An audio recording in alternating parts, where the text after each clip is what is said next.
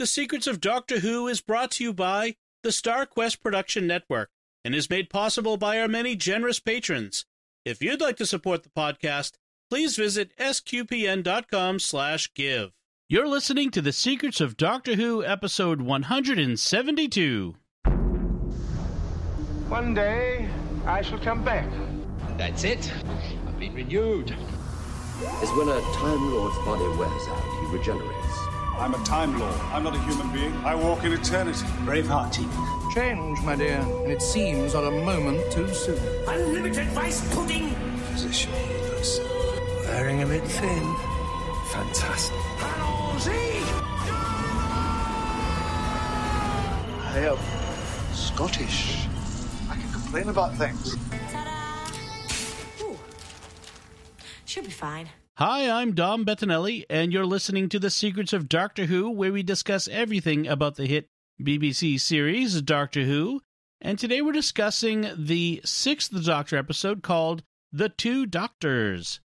Joining me today on the panel are Jimmy Aiken. Hi, Jimmy. Howdy, Dom. And Father Corey Stika. Hi, Father Corey. How's it going? Very well, thank you. Folks, if you have not yet done so, please subscribe to the show in Apple Podcasts, Google Play, Stitcher, TuneIn, Spotify, iHeartRadio, in your favorite podcast app, or on the SQPN YouTube channel, where you should hit the bell to make sure you get notifications of new episodes. So, as I mentioned, we're talking about this special Doctor Who episode, The Two Doctors. It is yet another one of those episodes where they brought back a previous incarnation of the Doctor to cross paths with the current one. And it's the first episode that they did like that wasn't an anniversary. So they did did the 3 Doctors on the 10th anniversary of the show. They did the 5 Doctors on the 20th anniversary. This is the first one that's just an episode. And I'd argue this is probably the only one because, of course, the 50th anniversary episode was the right. 2 new Doctors plus the War Doctor. There's also Time Crash, but that's exceptional in its own way because it's just a short video. Yep. Right. It wasn't a regular episode. And I would perhaps argue that maybe this was an attempt to boost the ratings a bit on the 6th Doctor. Things were not going so well for the show at this point. This aired in February 1985, and that's about when it's set. Both the outer space parts of this and the Earth-based parts are contemporary to each other in 1985. And it's 3 45-minute episodes, so at this period in time, they were making 45-minute episodes, installments. So this is the equivalent of an old-time 6-parter, which means we were going to have lots of running around to pad the runtime. It's like that old sea shanty. Slow the plot down, laddies, slow the plot down. Way, hey, slow the plot down. We'll scuttle the story and run her aground. Give us some time to slow the plot down. We should record that and play that every time we have one of these.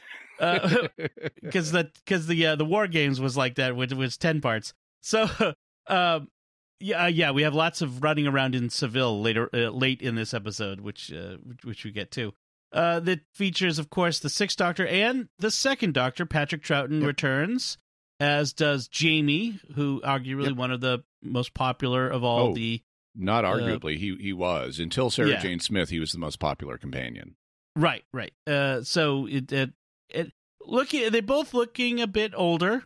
To say it's been a while since they were on. Almost at that point.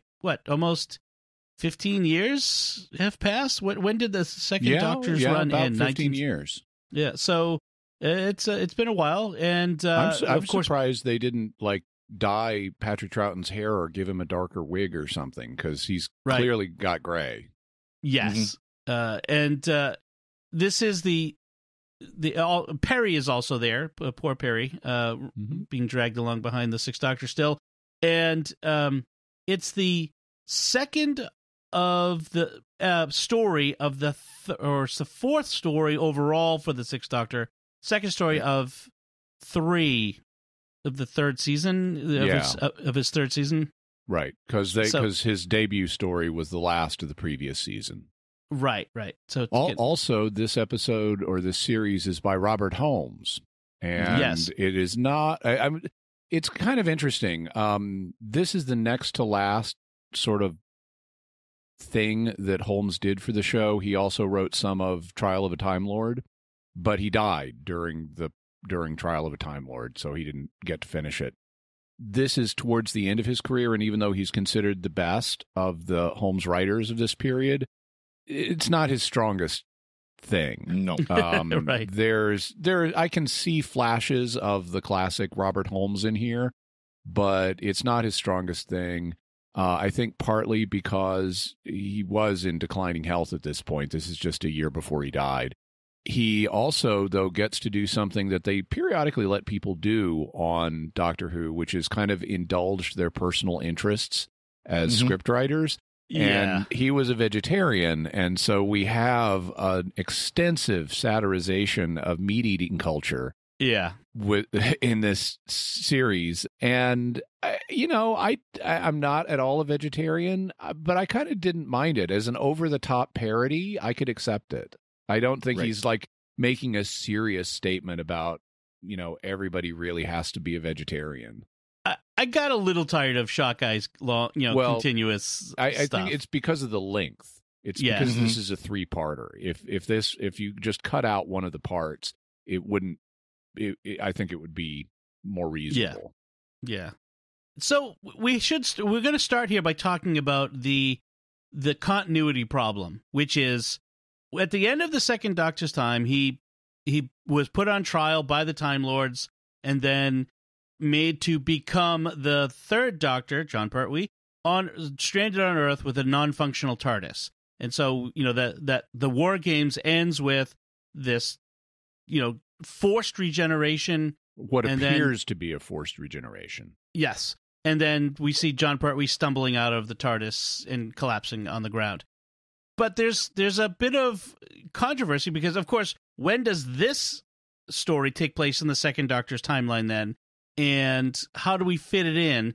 And there's other questions as too, right? Yeah, so what happened was at the time the War Games ended, the Doctor Who franchise had licensed a comic strip series. Not a strip exactly. It was like 2-page comic book stories that they put in TV comic, and they were in production at the time, and there was a significant gap between the end of the War Games and Spearhead in Space. It was several months, and the comics just kept going at that point. They continued to tell the adventures of Patrick Troughton's Doctor after the War Games, and they posited that the Time Lords, even though they were going to exile him to Earth and were going to change his appearance, the sentence wasn't to be implemented immediately.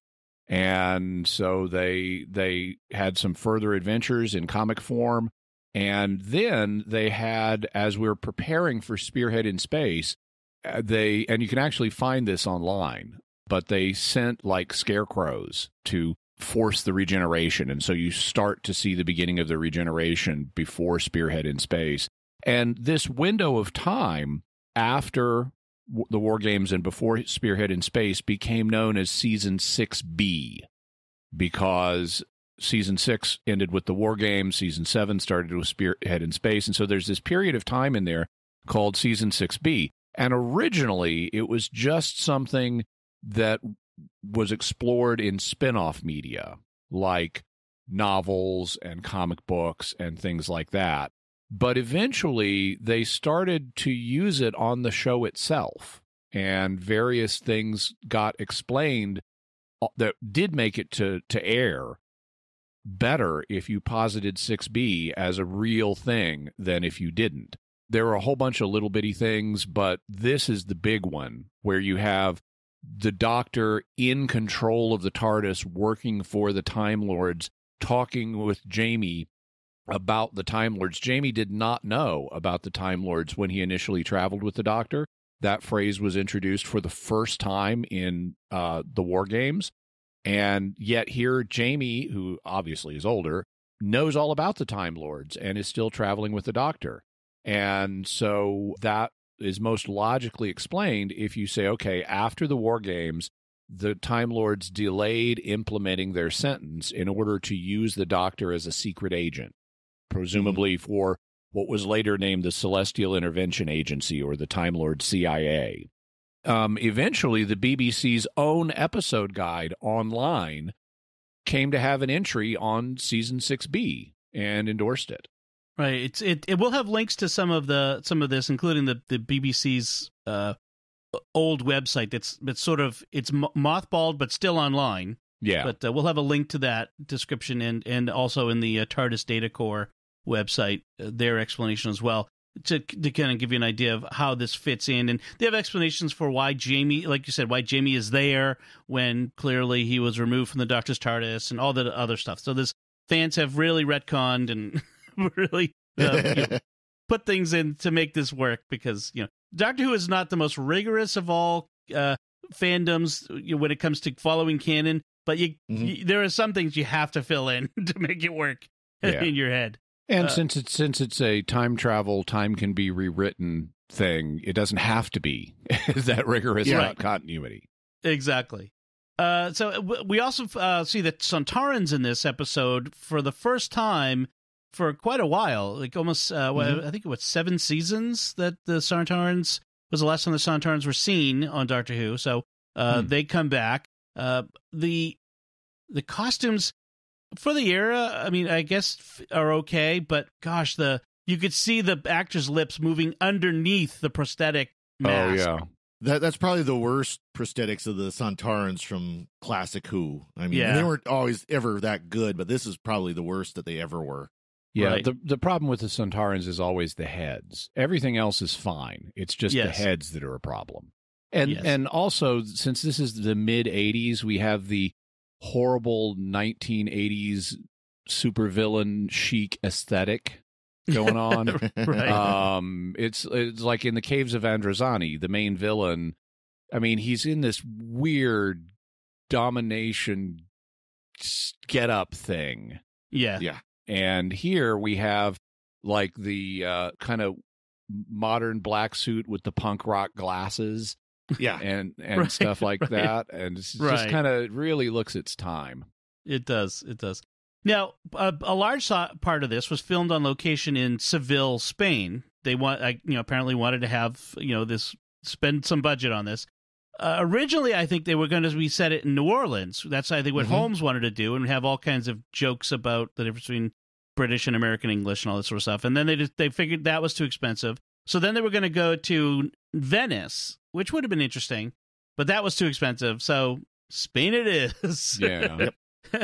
So, which, for good or for ill, it was, they managed to get a few Spain specific jokes in there. We'll probably come up as we talk about it. But it's interesting how it starts off. It starts off in black and white with the Second Doctor and Jamie in the TARDIS control room, and then fade into color, because of course we never saw the original Second Doctor in black and white, in anything other than black and white. So it's kind of a nice homage to the old season. Although I will point out that the console they're standing at is the Fourth Doctor's console. Yes, the Fourth Doctor's console into Peter Davison, Fifth Doctor, instead of the Second Doctor's console, because of course that one had been scrapped after they were done with it. Long gone. And then it's interesting how they used to change consoles, if not the console rooms. Like today, every time there's a new Doctor, we get a whole new TARDIS interior, which is unfortunate. But they back then they would change the console every once in a while. Well, and they would change the interior too. It was just a lot more subtle than what they're doing today, because it was still the same basic theme, the white with the roundels.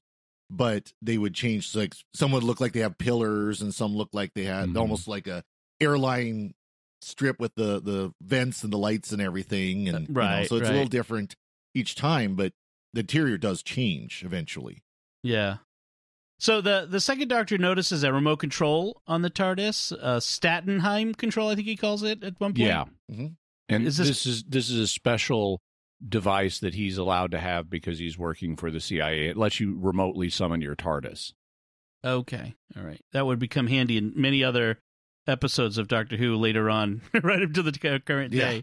Yeah. If he'd had it. Yeah, when he uses it at the end, he actually holds up the Stattenheim device and then just whistles, and the TARDIS materializes. Right.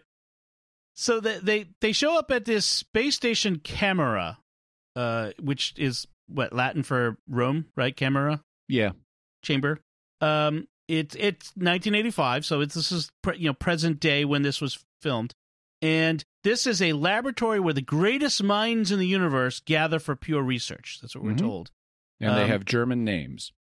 Yes, because all the greatest scientists are German, and they end up in the kitchen apparently, where the chef, who's called Shakai, wants to buy Jamie to turn him into a meal. He starts bargaining with the doctor to purchase Jamie to eat. Yeah, and this guy is, so Shakai is a really great name for him. Yeah. And he is sort of a crazy barbarian Scottish looking guy.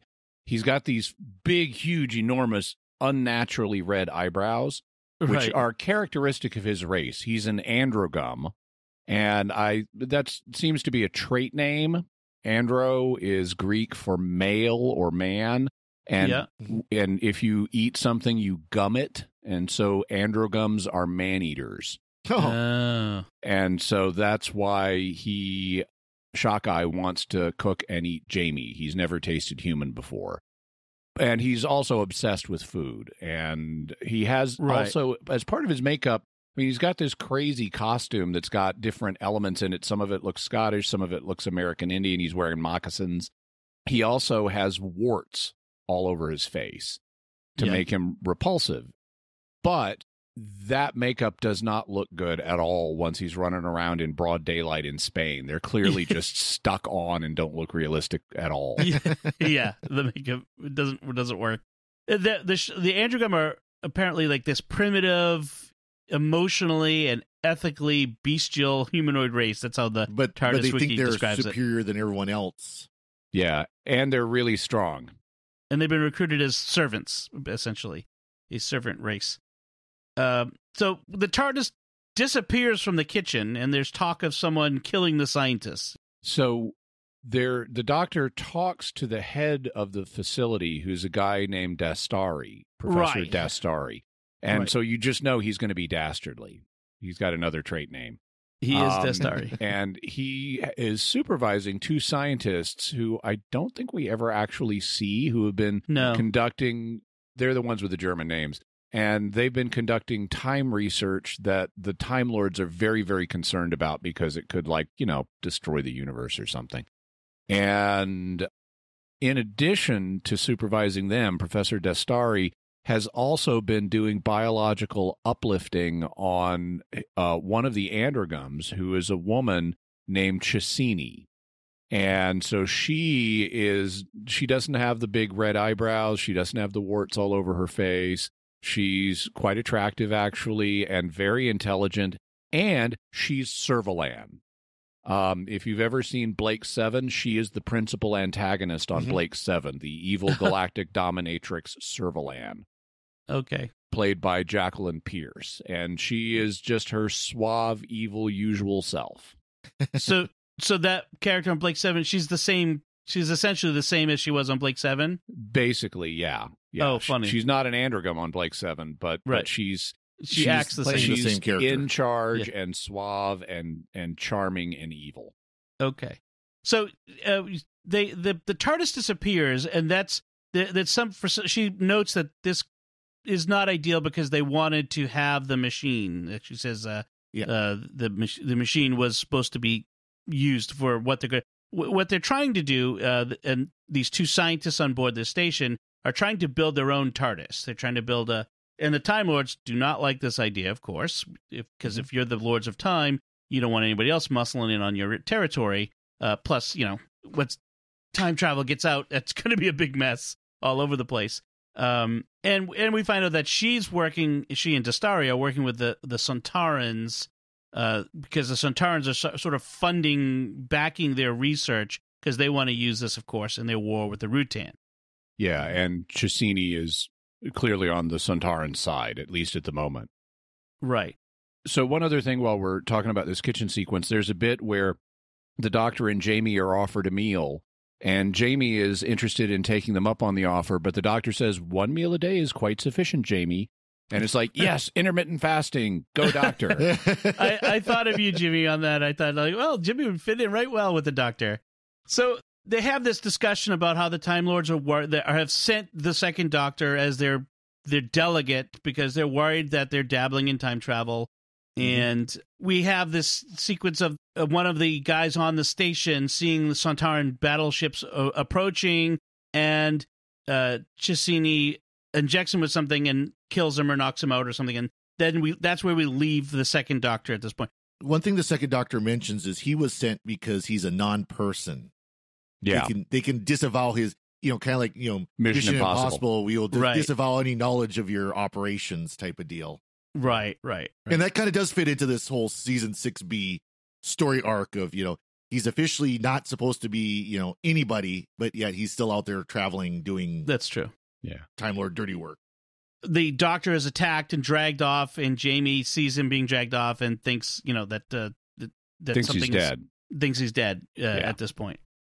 It is really nice, though, to see the Doctor and Jamie 2, I should say, Doctor number 2 and Jamie together, because they have that chemistry that that is just so much fun to watch. There's a bit, for example, where the Doctor is chiding Jamie about his mongrel dialect, and then somebody dies, and Jamie thinks he's asleep, and the Doctor reflexively says, "He's no asleep, Jamie." And then realizes he's just slipped into the mongrel dialect himself. Yep. So the story passes out due to poisoning, supposedly. Right. And the Doctor does that. Yep. So this is a very long story, and I don't want to spend 2 hours going over every bit of it. So I'm going to kind of try to compress a bit. I do want to talk about, like, with the introduction of the Sixth Doctor and Perry here. They're out fishing, and not catching anything. And I probably should address Perry's costume. This is quite perhaps the most blatant use of the scantily clad, attractive girl to appease the audience that I've seen. I mean, Perry's appearance is very distracting in this episode. Let's just be honest there. I think I mean, I could be wrong, but I don't think she's dressed any more skimpily than normal. She's always dressed skimpy. Yeah, she always has, but. Yeah, this just looks more to me, I suppose. Doctor Who has made an effort, including, like Leela is another obvious example of yes, that's true. But Doctor Who, for some time, has wanted to, because it's a family show, it wants to interest every member of the family, and that includes giving the companions what they referred to as dad appeal. Yep. Okay. Yeah. So that's just something that she's always worn clothes that are a little bit revealing, not much, but I think the fact that she starts out with just basically a bikini top right at the beginning when you first see her kind of I think that's part of it. But, yeah. We haven't gotten to it yet, Dom, but when we first see her in Peter Davison's time, she basically changes into a bikini and jumps into the. Yeah. Oh, okay. Yeah. See, this is probably because I'm seeing things out of sequence. I'm probably missing that on there. But that being said, you can tell that there are times when the cameras were set just right. Yeah, that's true. So since we just talked about the 2's chemistry with Jamie, let's talk about 6's chemistry with Perry. Yeah. He is no longer as homicidal as he was. And so that's good. They're getting along a bit better, but he still comes across as brash and inconsiderate. And like, for some reason, when she asks him questions that are perfectly reasonable questions and that you would expect the writers would use to give us exposition to explain things, because she's asking questions the audience would want to know. Yep. He'll ignore them or take offense or something. Or insult her as being stupid. Yeah. So he's better than he was, but he's not great. He's a little more likable than he was. On the other hand, Perry comes across as a pseudo-American wet blanket. I mean, she is not that sympathetically written in this series. Right. I mean, after seeing the Doctor try to strangle her, I, obviously want to be sympathetic to her, but wow, is she grouchy and complains about everything, and she's always got this I'm afraid quiver in my voice for no apparent reason, Doctor. Why does she travel with him anymore? I don't understand that. Like, she just seems so unhappy all the time. Yeah. Why is she still with him? Is it nostalgia for the Fifth Doctor? It's really weird. hoping that he'll regenerate to something a little nicer. Which he eventually does, but not in her time. She's been mind warped by that point. Oh, exactly. So the big part of this part of the story is that they're on the TARDIS. He's talking to her, and suddenly, at about the same time, the second Doctor is getting zappered on the space station. The Sixth Doctor collapses on the floor of the TARDIS. Why this happens to the Sixth Doctor and not to the first, third, fourth, seventh, or any of the other incarnations of the Doctor, I don't know. It's because they're both in the same time frame, and since they're same person and they're a telepathic species, one is feeling what the other is feeling in the present moment. Okay. That's reasonable enough explanation. Okay. They don't really explain it, though. They don't really say that. It's just they happen to kind of point that out or just show it, basically. So we have this discussion of, he says there's a time slip in his subconscious. We have a mention of pin galaxies were mentioned. Jimmy, are those real things? Is there such a thing as a pin galaxy, by the way? Well, there's a pinwheel galaxy. I don't recall anything specifically called a pin galaxy. Normally, galaxies are defined as being in three classes: spiral, barred spiral, and irregular. Okay. Well, so and then they kind of explain a pin galaxy is a galaxy that basically exists for like an atom second or something like that, where it's just like this brief flash of a second. And Perry asks, I'm paraphrasing, I don't have the transcript in front of me, but Perry asks, well, how do you observe that? And Doctor just says, very quickly. That would explain why science hasn't discovered them yet. Right. So the Sixth Doctor and Perry show up at the space station following the trail of whatever happened, and they find it all just, under destruction. The people are dead. The station is barely functioning, and in fact, it's probably been a while because you're starting to have the dead bodies are decomposing. They're complaining about the smell. I think it's one of the things they mention about. So we've got lots of running around, not running so much as just walking and climbing around this space station. Right. The upshot of which is eventually they find Jamie. And Six recognizes Jamie, who doesn't recognize Six, but goes along with it because that's what Jamie always does, is just go along with things. Right. And so he thinks Two is dead, and the Doctor is concerned that might create a paradox that could unravel reality since they're here in this special place, but they quickly realize, no, that must not be the case. Right. Jamie for some reason has gone feral in this interval and attacks Perry for some reason. And and the funny part is they make it sound like, the way Jamie acts, that it's been a long time. Yeah. Right. But it actually has only been like 10 days. Right. Mm-hmm. So it's a long time for poor Jamie. But they figure out that the Doctor's not really dead, that they've created, that the Sontarans and Dastari or somebody have created this illusion of the Doctor being tortured and killed when Perry accidentally messes with the hologram and puts her own image in it somehow. So then we cut to Spain, Andalusia, this outside the city of Seville, where for some reason Cassini and Sockeye and Shockeye, sorry, like a fish on the brain. The Shockeye, the bad guys have all, for some reason, decamped to Spain.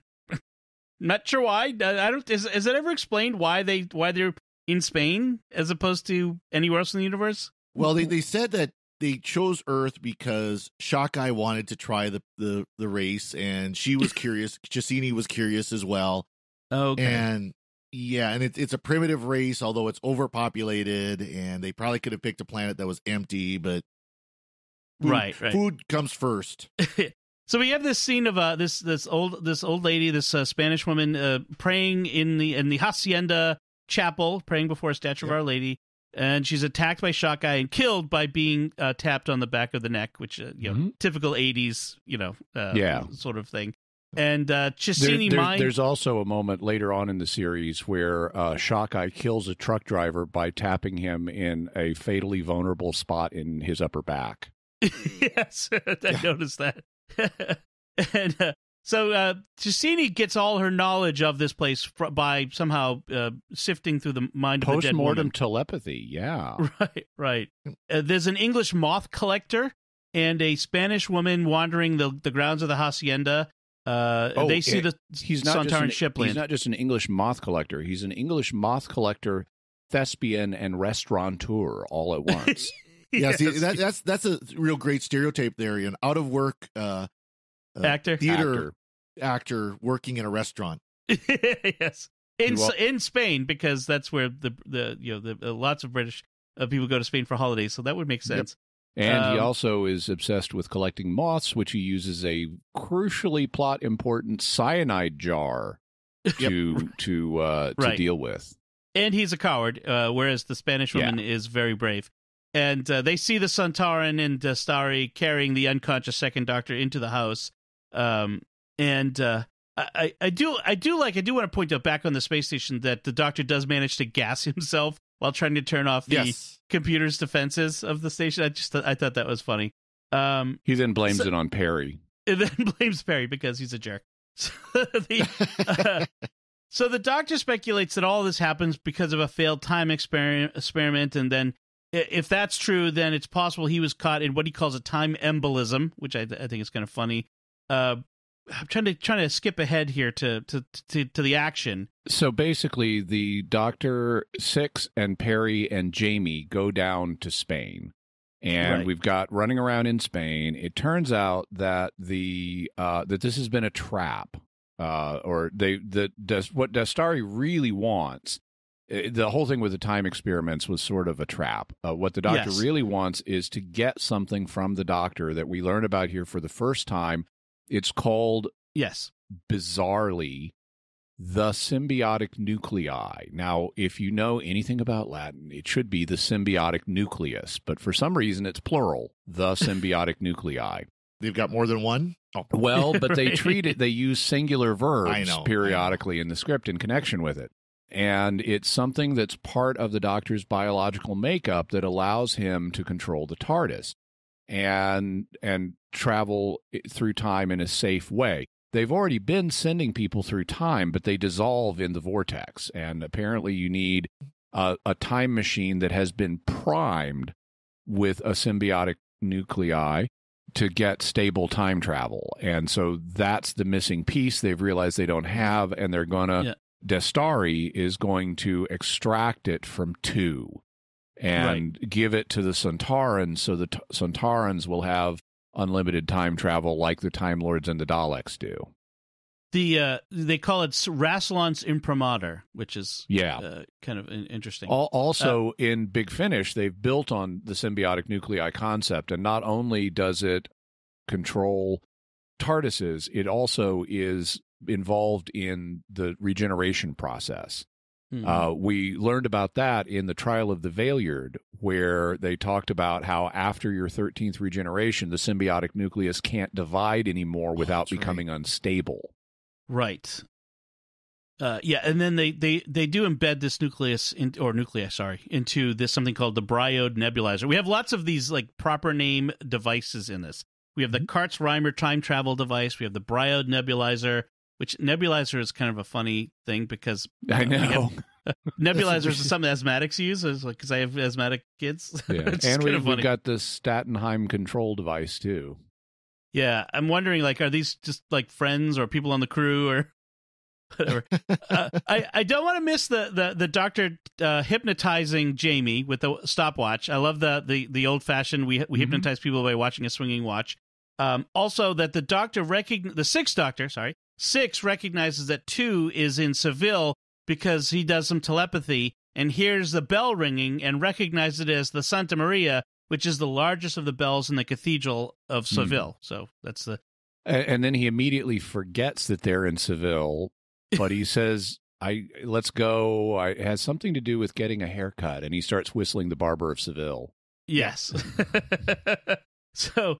Shockeye spends lots of time talking about cooking, how humans can find and force feed animals more screed against meat eating. I thought that was amusing. Thing that kind of redeems this, though, is the zest and the appreciation with which Shockeye talks about this. It's clear he really enjoys his food. He does. And so even though, you could look at this as a scoldy screed against meat eating, it just doesn't come across that way on screen. I mean, if you read the words on the page, it might, but with the actors' performances, and later on, 2 is going to become a pseudo-androgum and is going to become obsessed with food as well. And we have this sequence with him and Shockeye going to a restaurant, and they're just constantly talking about food and the succulence of stuff. And it's funny enough and enthusiastic enough. It doesn't come across as just an anti-meat statement. It's funnier than that. If anything, it's gastro, that gastro culture of, just almost becoming obsessed with food. It's almost more against that than it is meat in general. It's more against a satire of gluttony than it is carnivorousness. Right. So the doctor and Jamie are going to sneak into the hacienda through a tunnel that Anita, the Spanish woman with the English actor, that she shows them because she knows about it for some reason. And they need Perry to distract the Sontarans and the Androgums and whatnot, the bad guys. So they send her to the door alone to kind of babble on about like an American exchange program looking for a house to stay in. She's pretending to arrange holidays for American students in Spain and wants to know if we could rent this house, maybe. Yeah. What happens is Shockeye says, "Oh, main course. She looks tender and juicy and ready to carve up." So he chases her and catches her and throws her into the on the butcher table. Yep. I do like the fact that they parade the second Doctor in front of Perry to see if Perry. she recognized him. Right, but wouldn't she? No, because she did. She's never met 2 before. But she saw his image on the space station in the torture chamber. Well, what they say, so Chesini is partially telepathic, which is how she was able to read the dead woman's mind. Right. She must be really telepathic if she can read a dead woman's mind. Yeah. And actually, there's a nice moment there where she says she didn't learn much from the dead woman. Her thoughts were entirely filled with her religion. And she says it, and Shockeye makes a comment about the beliefs of primitives, but Chesini actually treats it respectfully. Yeah. And it was a nice little moment. But Chesini, the reason they parade 2, who's unconscious and in a wheelchair, the reason they parade him in front of Perry is because she says her thoughts are filled with the doctor. And her thoughts are filled with her doctor. So she doesn't react when she sees 2 in a big way. Okay. It makes some sense. So, meanwhile, Stike, the Sontaran, sneaks up behind the Doctor and Jamie after they've been talking about... The Doctor's been talking to Jamie about why the time travel device doesn't work. He forces the Doctor into the device to imprint it, and then is going to execute Jamie, despite having said he wasn't going to, when Jamie pulls his Scottish knife, which has a name that I cannot pronounce, from his boot. No, it's got this like bunch of consonants and vowels and odd combinations. So it has a particular name. But he pulls it from his boot and stabs Stike in the leg, which I just thought was just great Jamie action there. They come upon. They finally have the reunion of 2 and 6 together. They come upon him. And that was a nice little scene there, where they're kind of completing each other's, talking at the same time, even about saying the same thing at the same time. And this is one of the unfortunate things about this series. When we have a multi-doctor team up, the thing we're here to see is the interaction between the 2 doctors, right? And the squabbling that goes on, and the helping each other out that goes on, and that's what we're here to see. If you're going to call it the 2 doctors, you need to have a substantial amount of the 2 doctors being together. And this series really doesn't. There's not that much of the 2 of them interacting. Very little time are they in the same room, much less working together. Yeah, it's true. It's nice what they do when they do it. I like the squabbling. I like the teamwork. That's what I'm here for. But there's not enough of it. Right. So Chesini gets this idea that she wants the Doctor and Shockeye to be combined into one new enhanced Androgum Time Lord form that she can be her consort. She wants 2 to be hybridized with Androgums. Not that handsome young Six. She wants the older two. She obviously is a woman of distinction. Yes, I mean the older man is apparently always more attractive. And Stike meanwhile is hiding the fact that he got the Six to imprint the time travel device. So we have division among the bad guys. Yeah. Both bad guy factions are now plotting against each other. Yeah, it turns out that Six knew that Stike was listening all along, and he set it up so that the time travel device would work once, and then after that it'll explode next time someone uses it. So that comes into play. So Dastari and Chesini double cross the Santarans, curse your inevitable betrayal, your inevitable but entirely foreseeable betrayal. And they kill one. They try to kill both. They kill one of them, and meanwhile, 2 wakes up and is now an Androgum, and he's as hungry as Shockeye, and they make plans to go out for dinner in Seville. And they head out on the road in their fancy evening clothes, like a fancy long-tailed coat. You mentioned they waylay a truck driver and take his truck to drive into town and to go find a restaurant, which they just happen to stumble upon. The restaurant that Bartleby, the English actor, is the maitre d' for. And there's some really nice dialogue here where Shockeye says, "Do you serve humans?" And the butterfly guy says, "Most of the time, sir."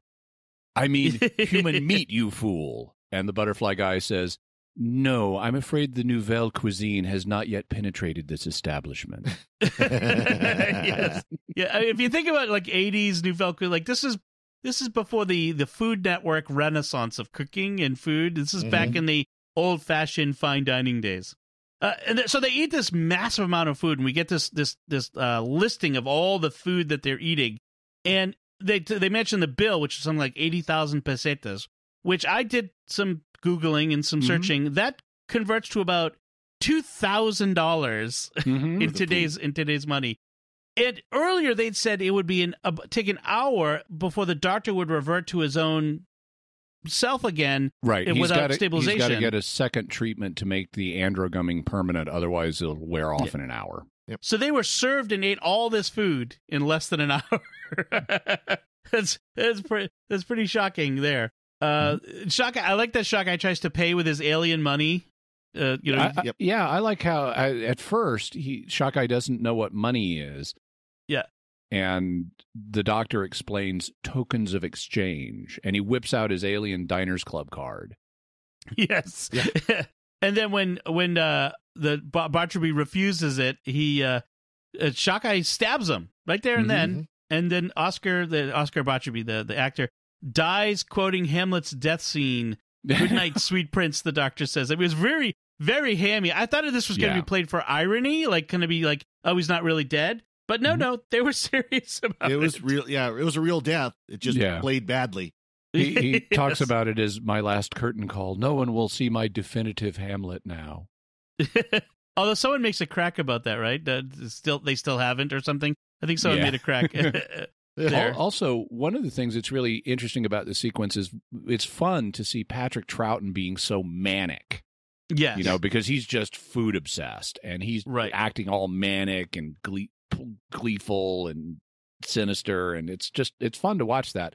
And because he's telepathic with himself, you're starting to get bleed through with Six. Yes. And so as they're going around Seville trying to find what restaurant 2 and Shockeye are in, 6 is like looking hungrily at cats.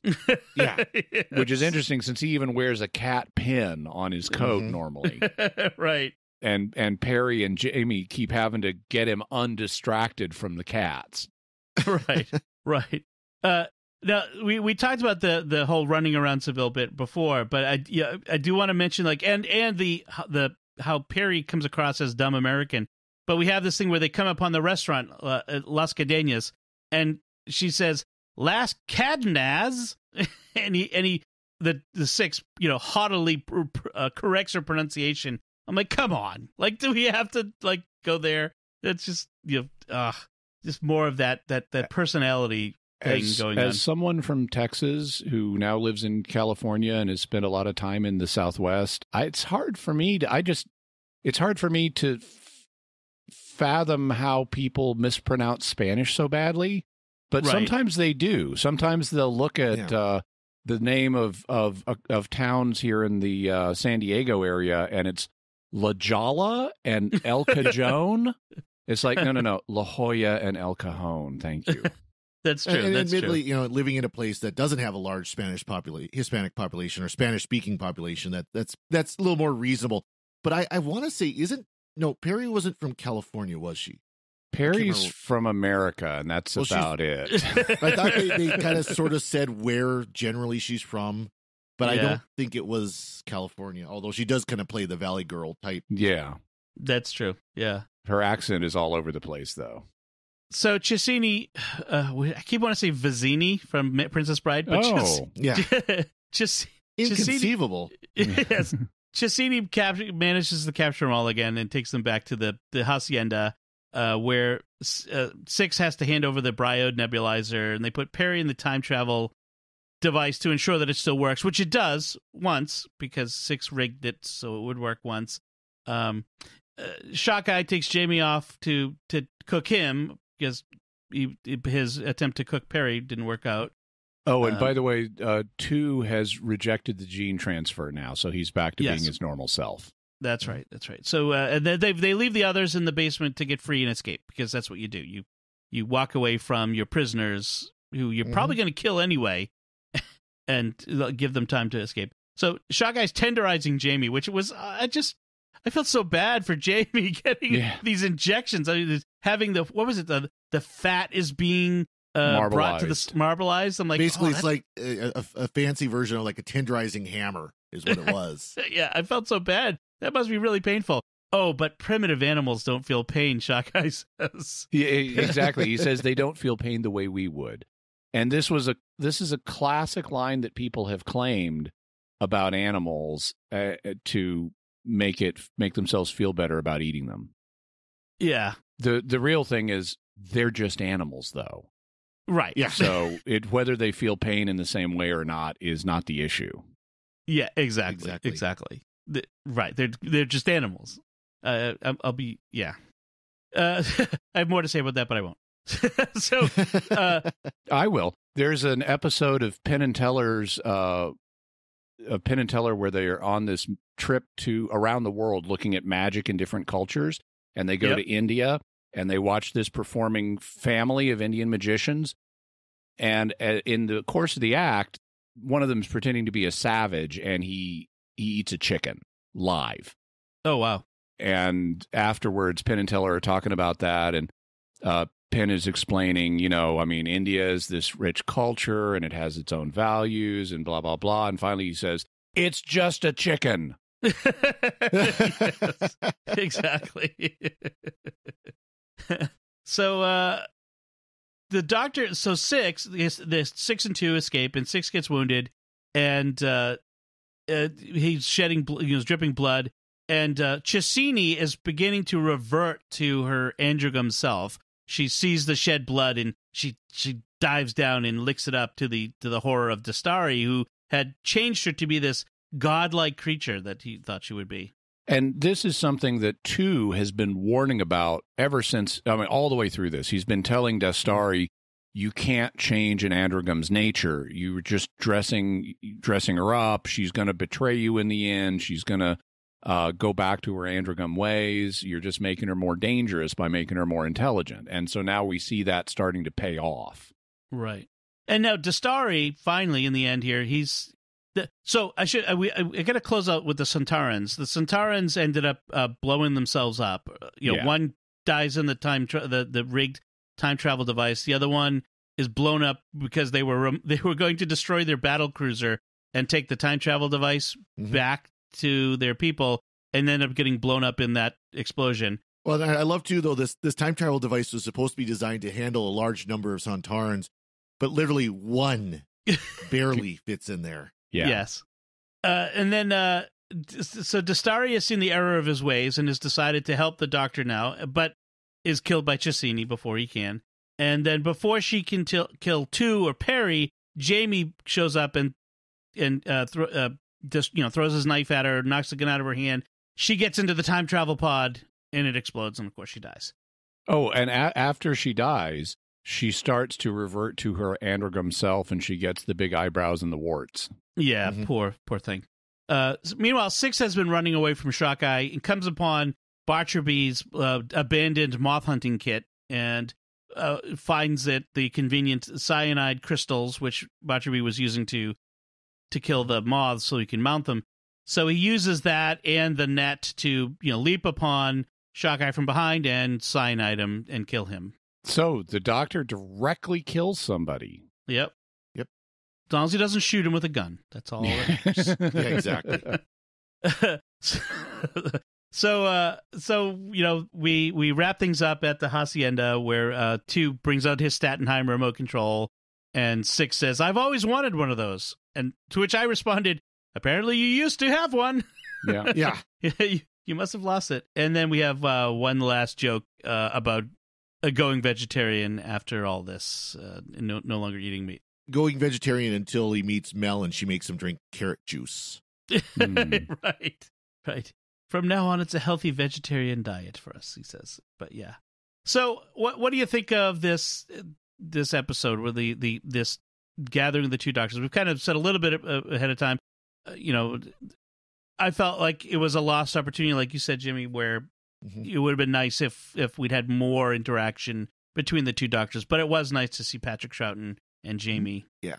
I think, frankly, Patrick Troughton and Jamie stole the episode a lot more than Six and Perry did, that's for sure. You're right. I had a few little notes about it. One is during some of the inter-doctor squabbling, so you have 2 and 6 at odds about something, and Perry just decides for them. And I thought that was a really nice moment. At the end, 2, as 2 is getting in his TARDIS, he turns to 6 and says that the time continuum should be big enough for both of us, and then he pats his stomach. And that is a bit of a ribbing of Colin Baker, who was struggling with weight issues at this time. He later gets noticeably larger, which can happen to people on TV shows. They have these crazy hours, they don't eat well, and they often gain weight. I mean, William Shatner struggled with that in the original Star Trek. Right. And Colin Baker was too. And Patrick Troughton and Colin Baker were friends in real life, but they would rib each other. And that's part of this patting his stomach and looking at 6 is part of that. And actually, he ribbed him a lot harder than that in real life, but they apparently still were friends. Also, Jamie gets the most meta-true line of the entire series, where at one point, this is back when they're on the space station, and Jamie turns to Perry and says, "I think your doctor's worse than mine." It was like, yes, indeed. Exactly. But it has a lot of things in it that are fun, but it also is a missed opportunity, and it's too long. Right. Yep. Yes.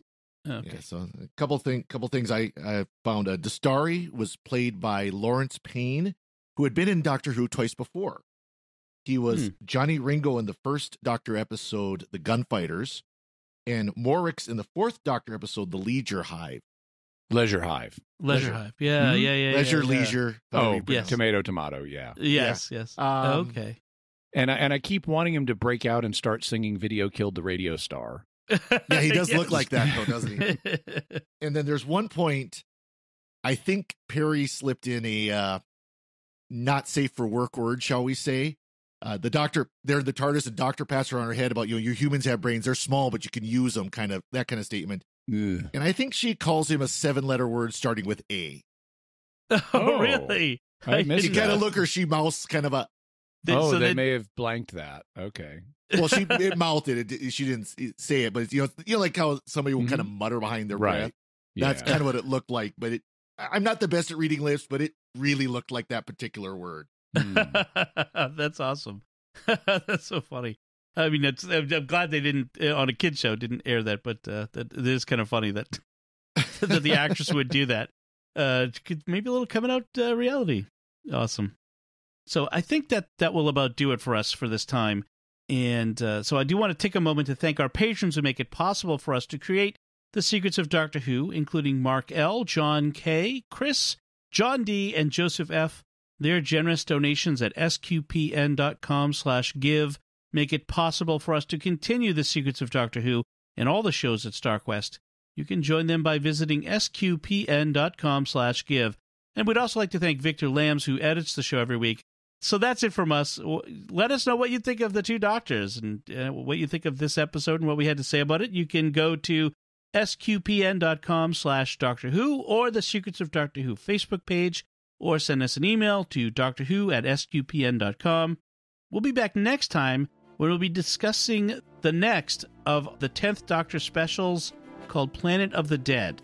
Until then, Father Corey Stika, thank you for joining me and sharing the Secrets of Doctor Who. I'm glad to be here, and thank you, Dom. And Jimmy Aiken, thank you as well. Thanks, Dom. And once again, I'm Dom Bettinelli. Thank you for listening to the Secrets of Doctor Who on StarQuest, and remember, there are few ways in which a Time Lord can be more innocently occupied than in catching fish. Right. This is going to be fun.